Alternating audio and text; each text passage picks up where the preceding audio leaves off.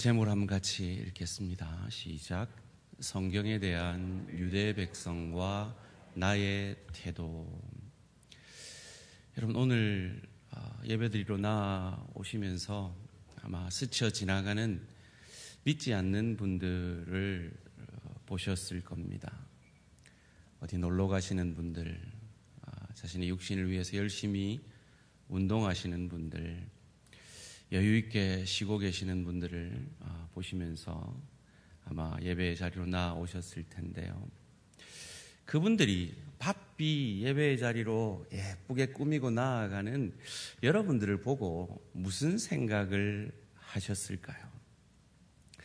모르긴 해도 아마 이렇게 생각하지 않았을까 싶습니다. 아이고, 자들은 하루 쉬는 날 뭐 한다고 이 아침부터 저래 꾸미고 저래 급히 교회로 가노.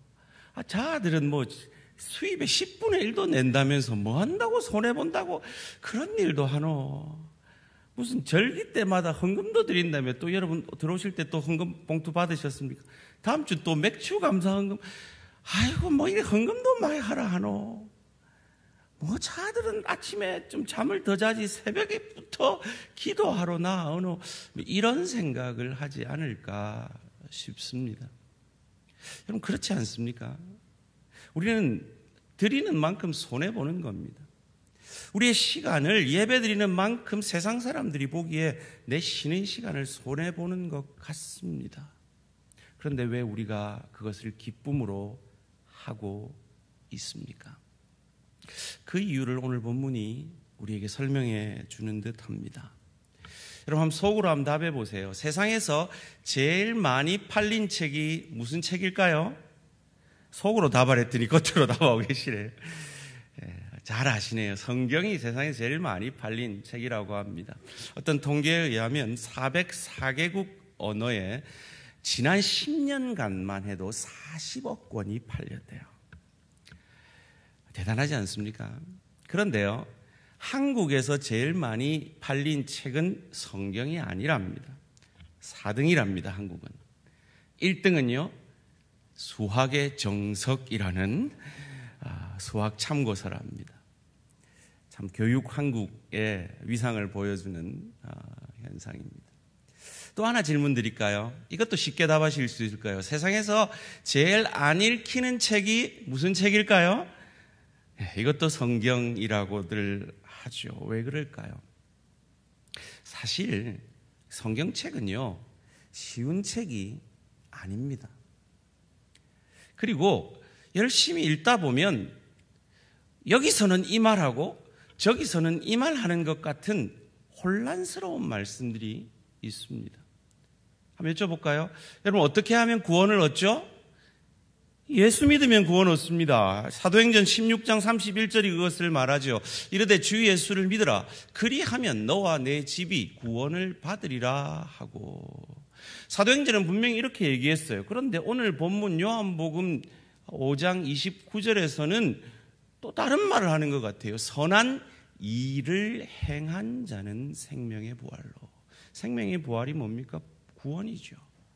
악한 일을 행한 자는 심판의 부활로 나오리라. 분명히 믿으면 구원 얻는다 해놓고 또 다른 성경에는 행함으로 구원을 얻는다라고 말합니다. 어떻게 이해를 해야 할까요? 여러분은 지난 한 주간 선한 일을 행하셨습니까? 악한 일을 행하셨습니까? 물론 선한 일도 행하고 악한 일도 행하셨겠죠. 그런 의미에서 오늘 본문 29절 말씀에 따르면 우리의 구원은 마치 불완전한 것 같습니다. 요한은 이 요한복음을 통해서 예수님만이 생명인 것을 우리에게 전해주고 있습니다. 이 생명 되신 예수님에 대한 약속을 구약에서 오실 메시아에 대한 약속으로 주셨고, 그 구약에 오실 메시아의 약속을 신약에 신실히 이루셨음을 성경이 얘기해 주고 있습니다. 그런데 이 구약에 오실 메시아를 사모하고 신약에 오신 메시아를 믿기 위해서는 절망이 선행되어져야 합니다. 결국 나에 대한 절망이 선행되어져야 참 구원을 얻을 수가 있다라는 것입니다. 그것을 요한은 첫 표적, 예수님이 생명인 것을 가르쳐주는 첫 표적을 혼인잔치에서 포도주가 떨어진 절망의 사건 속에서 그 문제를 해결하시는 예수님을 통해서 우리에게 가르쳐 주셨습니다. 세상의 모든 것을 다 가진 유대인 중에 가장 잘난 니고데모란 사람조차도 영생에 대한 갈구함의 절망 속에서 예수님을 만남으로 그 절망이 구원에 선행되어져야 함을 우리에게 보여주었습니다. 세상의 모든 사람들에게 멸시받고 천대받던 버려진 사마리아 여인의 절망을 통해서 그 절망이 구원의 시작임을 우리에게 보여주었습니다. 왕의 신하, 권력자임에도 불구하고 죽어가는 아들에게 아무것도 할 수 없는 그 아비로서의 절망감 속에서 그 아들을 치료해주는 예수님을 만남으로 그 절망이 구원의 시작임을 우리에게 보여주었습니다. 그리고 오늘 본문 직전에 은혜의 집이라는 그 베데스다 연못가에 누워 있었지만, 그리고 그 은혜를 갈구했지만 은혜를 받지 못해 누워 죽어가고 있던 중풍병자의 절망 앞에서 예수님을 만남으로 그가 일어나 걸어가게 되어지는 구원을 얻게 되었음을 우리에게 보여주고 있습니다. 그러기에 우리가 방금 읽은 이 29절 말씀은 우리로 절망하게 합니다. 내가 율법 앞에 어쩔 수 없는 죄인이며 오실 메시아, 구원자 그리스도가 아니면 나는 살 소망이 없구나, 생명의 부활을 얻을 수 없구나라는 그 절망을 경험하게 하는 것입니다. 그리고 그 절망을 가장 잘 표현해 준 마지막 선지자가 세례 요한이었죠. 그리고 그 세례 요한이 바로 마지막 선지자로서 그 절망의 해결자 그리스도 메시아 예수를 소개했던 것을 예수님은 오늘 본문 31절에서 33절까지 말씀 가운데 이렇게 말씀하십니다. 내가 만일 나를 위하여 증언하면 내 증언은 참되지 아니하되 나를 위하여 증언하시는 이가 따로 있으니 나를 위하여 증언하시는 그 증언이 참인 줄 아노라. 너희가 요한에게 사람을 보내매 요한이 진리에 대하여 오실 메시아에 대하여 증언하였느니라. 당시에 세례 요한은 최고의 설교자, 최고 인기 있는 설교자였습니다. 그것을 35절이 이렇게 말을 합니다. 요한은 켜서 비추이는 등불이라. 너희가 한때 그 빛에 즐거이 있기를 원하였거니와. 이 요한이 오실 메시아, 저분이 메시아입니다라고 소개했습니다. 그 요한의 소개를 받으면 예수님의 그 구원사에게 훨씬 도움이 될 수 있습니다. 그런데 예수님은 나는 사람의 증언을 받지 않는다라고 34절에서 이렇게 말씀하고 있습니다. 그러나 나는 사람에게서 증언을 취하지 아니하노라. 다만 이 말을 하는 것은 너희로 구원을 받게 하려 함이니라. 왜 사람에게서 증언을 취하지 않는다 합니까?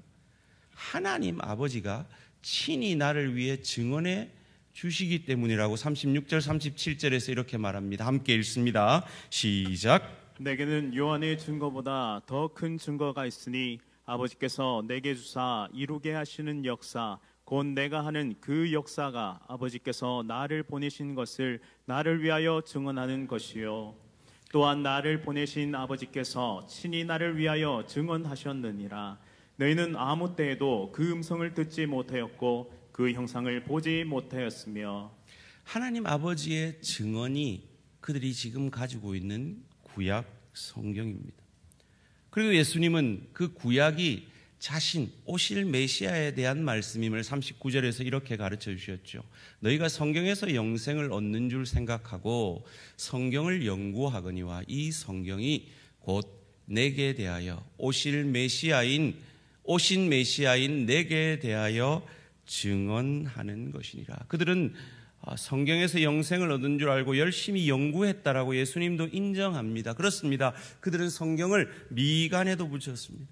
손목에도 옷술에도 외우고 읽었습니다. 그런데 그들에게 무엇이라고 책망하십니까? 38절 말씀입니다.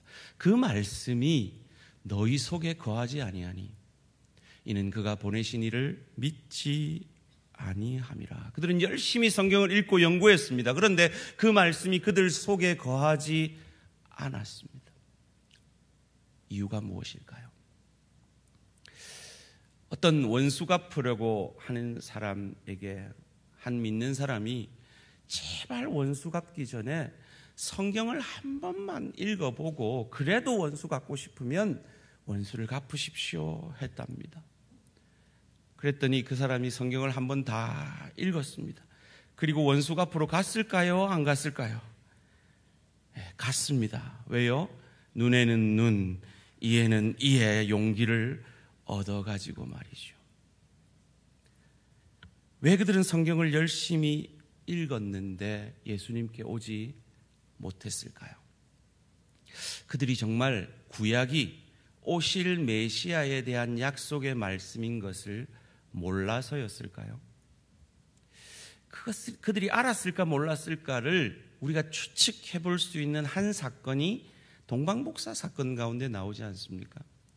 동방복사가 철없이 헤롯 궁전에 가서 왕으로 나신 이가 누구냐 물었습니다. 난리가 났죠.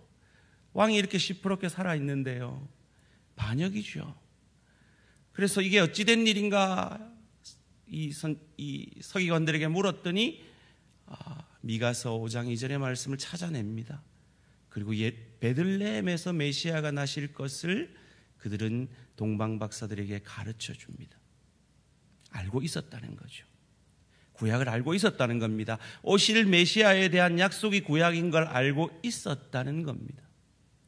마치 저와 여러분들이 말씀을 알고 있듯이 말이죠.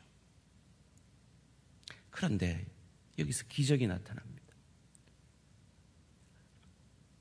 메시아가 베들레헴에서 태어난다는 걸 알았음에도 동방박사 외에는 그 누구도 베들레헴으로 내려가 볼 생각을 안 했다는 겁니다.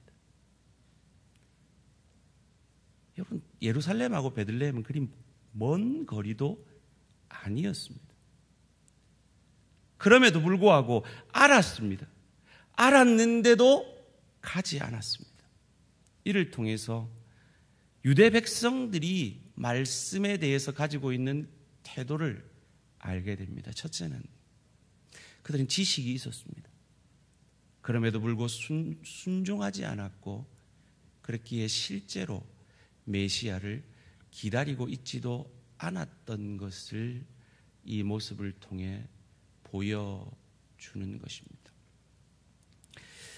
40절 말씀 함께 읽겠습니다. 시작. 그러나 너희가 영생을 얻기 위하여 내게 오기를 원하지 아니하는도다. 여기서 온다라는 이 단어는 에르코마이라는 단어인데요, 쫓는다라는 의미입니다. 그들은 성경을 알고 있었습니다. 그러나 예수님을 쫓아 살려 하지는 않았다라는 말입니다. 그래서 메시아가 오시든 오시지 않든 그들에게는 관심이 없었던 것이죠. 저와 여러분은 어떠합니까? 유대 백성들의 성경에 대한 태도와 우리의 말씀에 대한 태도는 어떻게 다른가요? 두 번째로 그들은 영생을 얻기 위해 자기 의를 쌓아갔지 참 의이신 예수께 나아오지 않았다라는 것입니다. 이것을 예수님이 만난 부자 청년이 잘 보여주죠. 부자 청년이 예수님께 묻잖아요. 어떻게 하면 영생을 얻습니까? 예수님이 말씀하십니다. 10계명을 지켜라. 다 지켰는데요.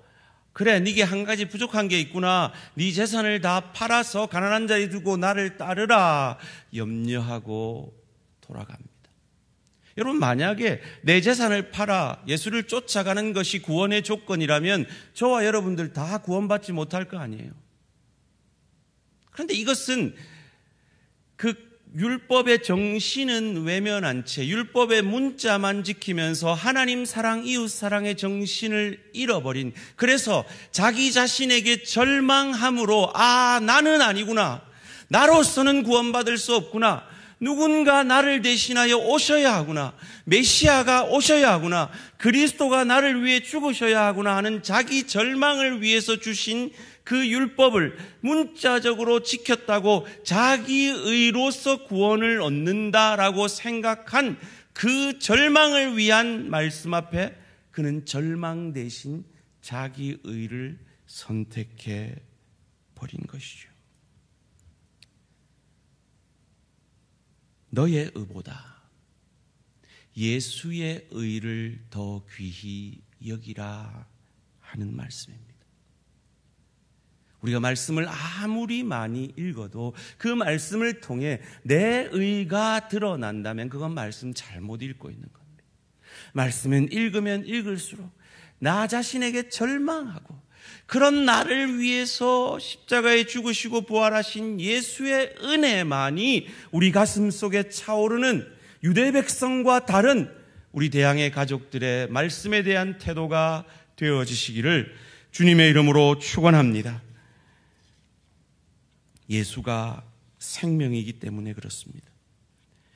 예수가 없는 그 무엇에도 생명은 없기 때문에 그렇습니다. 그것을 요한 사도는 요한일서 5장 11절에서 13절 가운데 이렇게 우리에게 말해줍니다. 또 증거는 이것이니 하나님이 우리에게 영생을 주신 것과 이 생명이 그의 아들 안에 있는 그것이니라. 아들이 있는 자에게는 생명이 있고 하나님의 아들이 없는 자에게는 생명이 없느니라. 내가 하나님의 아들의 이름을 믿는 너희에게 이것을 쓰는 것은 너희 자신에게 절망했지만 그 절망 속에서 하나님의 아들의 이름을 믿는 너희에게 이것을 쓰는 것은 너희의 의로 너희가 영생을 얻는 것이 아니라 그 아들로 말미암아 너희로 하여금 너희에게 영생이 있음을 알게 하려 함이라. 이것이 우리가 기도하면서 예수님 이름으로 기도합니다, 아멘 하고 기도를 마치는 이유인 것입니다. 예수님은 메시아, 그리스도, 구원자 되셨습니다. 그것을 마지막 선지자 세례 요한이 증언해 주었지만 예수님은 그 증언 필요 없다, 아버지가 나를 위해 친히 증언한다라고 감히 말씀하셨습니다. 아버지가 어떻게 증언하셨습니까? 언제 어떻게 증언해 주셨습니까? 첫 번째로 예수님이 세례 받으신 직후에 증언해 주셨습니다. 마태복음 3장 16절 17절 말씀입니다. 예수께서 세례를 받으시고 곧 물에서 올라오실새 하늘이 열리고 하나님의 성령이 비둘기같이 내려 자기 위에 임하심을 보시더니 하늘로부터 소리가 있어 말씀하시되 이는 내 사랑하는 아들이요 내 기뻐하는 자라 하시니라. 하나님 아버지가 예수님을 언제 증언해 주셨습니까? 언제 칭찬해 주셨습니까? 언제 인정해 주셨습니까? 하나님의 뜻대로 구원 사역을 감당하기 위해 인간의 대표자인 세례 요한에게 우리 인류의 죄를 전가받는 세례 받으실 그때, 하나님의 뜻을 이루는 그때 우리에게 예수님을 인정해 주시듯 예수님만이 들으신 그 인정을 하나님의 마음을 가진 저와 여러분이 예수님처럼 하나님의 뜻을 이루기 위해 가정에서, 일터에서, 주의 교회에서 몸부림치는 그때 저와 여러분도 하나님이 증언해 주시고 하나님이 인정해 주시고 하나님이 칭찬해 주실 것을 믿으시기를 주님의 이름으로 축원합니다. 두 번째로, 언제 아버지께서 예수님을 친히 증거해 주셨습니까? 변화산상에서 현실로 내려가기 직전 직전에 인정해 주셨습니다. 마태복음 17장 5절입니다. 말할 때 호련히 빛난 구름이 그들을 덮으며 구름 속에서 소리가 나서 이르시되 이는 내 사랑하는 아들이요 내 기뻐하는 자니 너희는 그의 말을 들으라 하시니라. 변화산상의 그 장면이 너무나 놀랍고 은혜로워서 베드로는 쪼릅니다. 여기서 초막 짚고 삽시다 예수님. 그때 예수님은 아니다라고 내려가십니다. 왜요? 구원해야 될 대상이 저 아래 마을에 있기 때문입니다. 하나님의 뜻, 구원을 이루기 위해 자신을 드리실 그때 하나님은 그의 아들을 증언해 주셨습니다. 인정해 주셨습니다. 칭찬해 주셨습니다. 저와 여러분이 한 영혼을 위해 몸부림치는 그때 여러분을 위해 증언해 주시고 인정해 주시고 칭찬해 주실 것을 믿으시기를 주님의 이름으로 축원합니다. 세 번째로 하나님 아버지가 예수님을 언제 친히 증언해 주셨습니까? 십자가 지시기 직전입니다. 요한복음 12장 27절 28절 말씀 함께 읽겠습니다. 시작. 지금 내 마음이 괴로우니 무슨 말을 하리요? 아버지여 나를 구원하여 이때를 면하게 하여 주옵소서. 그러나 내가 이를 위하여 이때에 왔나이다. 아버지여 아버지의 이름을 영광스럽게 하옵소서 하시니 이에 하늘에서 소리가 나서 이르되 내가 이미 영광스럽게 하였고 또다시 영광스럽게 하리라 하시니. 아멘. 하나님 아버지의 뜻을 이루므로 아버지를 영광스럽게 하기 위해 십자가 지시기 직전에 하나님 그 아들을 증언해 주셨고 칭찬해 주셨고 인정해 주셨습니다.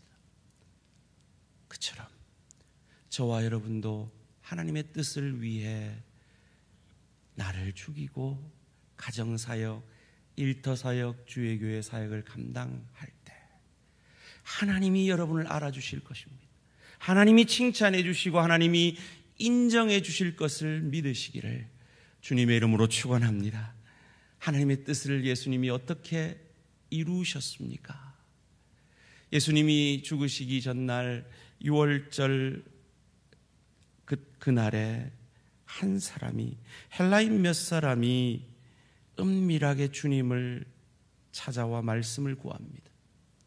그때 예수님이 하신 말씀이 요한복음 12장 24절에 이렇게 나오죠. 함께 읽을까요? 시작. 내가 진실로 진실로 너희에게 이르노니 한 알의 밀이 땅에 떨어져 죽지 아니하면 한 알 그대로 있고 죽으면 많은 열매를 맺느니라. 죽어짐으로 하나님의 뜻이 이루어지고 하나님이 영광 받으시고 그것을 통해 하나님이 우리를 인정해 주시고 증언해 주시고 칭찬해 주시는 겁니다. 예수님이 왜 죽으셨습니까? 그것을 오늘 본문 34절에서 이렇게 우리에게 가르쳐 줍니다. 그러나 나는 사람에게서 증언을 취하지 아니하노라.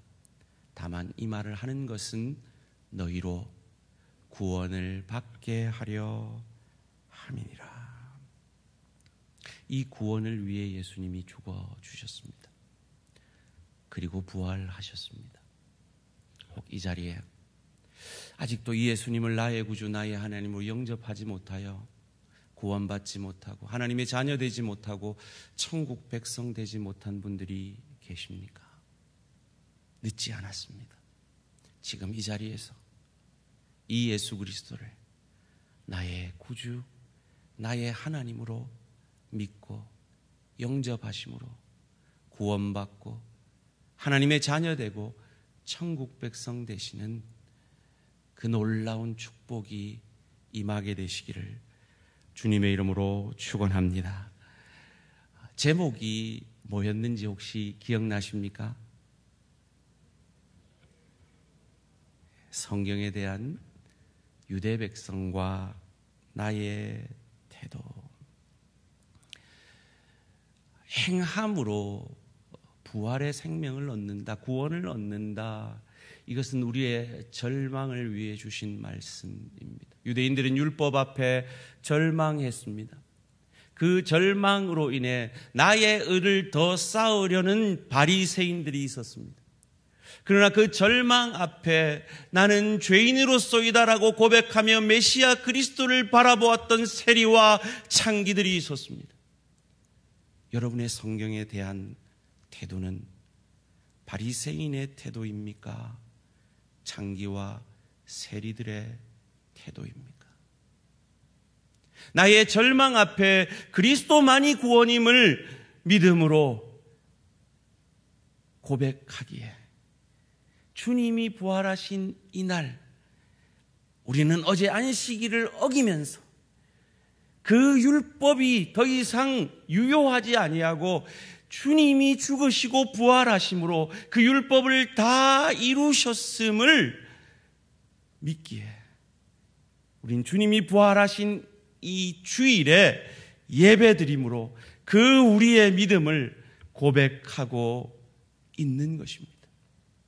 그렇다면 그 믿음이 저와 여러분에게 있다면 예수님이 자기의 의로우심으로 우리를 정죄하지 아니하고 우리를 의롭게 만들어 내신 것처럼 나의 옳음으로 인해 내 남편과 내 아내와 내 부모와 내 자녀와 내 동료와 내 지체를 유익게 하고 옳게 만들어내는 은혜의 통로, 복의 통로가 되어지는 저와 우리 모든 성도님들 되시기를 주님의 이름으로 축원합니다. 혹시 여러분 제 카톡을 가지고 계신 분은 제 카톡 그 머리 글자가 뭔지 혹시 아십니까? 아주 아시는 분이 계시네요. 삼감이라고 되어 있습니다. 저희 딸이 찍어준 감 3개 사진이 같이 찍혀 있습니다. 제가 늘 마음속에 새기고 있는 말씀인데요. 한번 따라해 보실래요? 감사, 감당, 감격. 얼마나 감사합니까, 여러분? 저와 여러분의 의로 구원을 얻는다면 오늘 본문 29절 말씀처럼 선한 일을 행한 자가 생명의 부활로 얻는다면 우리는 불완전하잖아요. 구원이 없잖아요. 그런 우리의 절망 앞에 아니다. 내가 생명이다. 그 생명인 나를 믿음으로 너는 구원을 얻는다.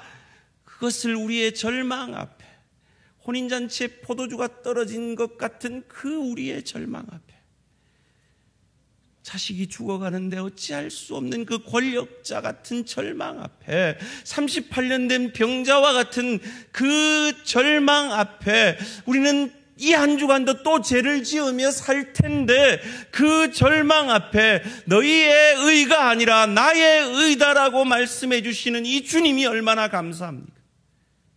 그런데 구원은 거기서 그치는 것이 아니에요. 그러니 나는 내 마음대로 산다가 아니에요. 그 구원의 감사함으로 내게 주신 십자가를 감당하는 거예요. 이것이 유대인과 믿는 자들의 차이점이에요. 그들에게 없는 것이 우리에게 있잖아요.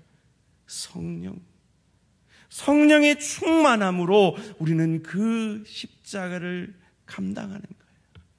그 십자가 같은 남편을, 그 십자가 같은 아내를, 부모를, 자녀를, 동료를, 지체를 감당해내는 거죠. 그때 하나님이 감격하시는 거예요. 그리고 하나님이 감격하실 때 먼저 그 나라와 그 의를 구한 자에게 모든 것을 더하시는 그 경험을 통해 하나님이 우리를 감격해 하실 것입니다. 하나님은 자신이 있는 겁니다. 하나님은 우리를 향하여 이 자신감이 있는 겁니다. 그래서 우리에게 성령 충만을 받으라 라고 말씀하시는 겁니다. 술 취하지 말고 세상 거기에 너희들이 오늘 교회에 오면서 만난 세상을 즐기는 사람들 쉬는 거기에 소망이 있는 것이 아니라 세상 돈의 명예에 소망이 있는 것이 아니라 성령 충만함에 소망이 있다. 그 성령의 능력으로 내가 누구를 보내며 누가 우리를 위하여 갈고 물으실 때 내가 여기 있나이다. 나의 절망감 속에서 나를 만나주신 예수 구원에 대한 감사함으로 내 십자가를 감당하고 싶은 감당할 내가 여기 있나이다 나를 보내소서. 예수님이 하나님의 뜻을 감당해내신 것처럼, 그래서 우리를 구원해내신 것처럼 그것을 감당해내므로 내 아내를, 내 남편을, 내 부모를, 내 자녀를, 내 동료를, 내 지체를 유익게 하는 가정사역자로서, 일터사역자로서, 주의 교회 사역자로 성령의 충만함으로 감당하실 때 하나님은 결코 세상 사람들이 보기에 10의 1을 아깝게, 저 쉬는 주일날을 아깝게, 맥주 감사 헌금을 말라고 라는 그 말들이 무색해지는, 우리를 감격해 하시고 채우시고 역사하시고 우리가 드린 것보다 더 많은 것으로 우리를 풍족해 하실 그 하나님을 경험하게 되는 감격이 저와 여러분의 삶 가운데 있어지실 것입니다. 이 믿음으로 더욱 아름답게 우리의 전 삶을 날 구원하신 주님께 드려지는 저와 우리 모든 성도님들 되시기를 주님의 이름으로 축원합니다.